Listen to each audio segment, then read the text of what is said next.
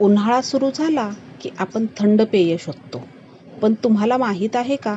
आपल्या घरातच एक असा सुपर फूड आहे जो शरीराला नैसर्गिकरित्या थंड ठेवतो. तो म्हणजे सब्जा. सब्जाच्या बिया पाण्यात भिजवून प्यायल्याने शरीरातील उष्णता त्वरित कमी होते. याचा ॲसिडिटीवर रामबाण उपाय होतो. वजन कमी करण्यासाठी याची मदत होते. यात भरपूर प्रमाणात फायबर असते, ज्यामुळे बराच वेळ भूक लागत नाही आणि परिणामी आपले वजनही नियंत्रित राहते. बद्धकोष्ठतेचा त्रास असल्यास रात्री दुधासोबत सब्जा घेतल्याने त्याचा जास्त फायदा होतो.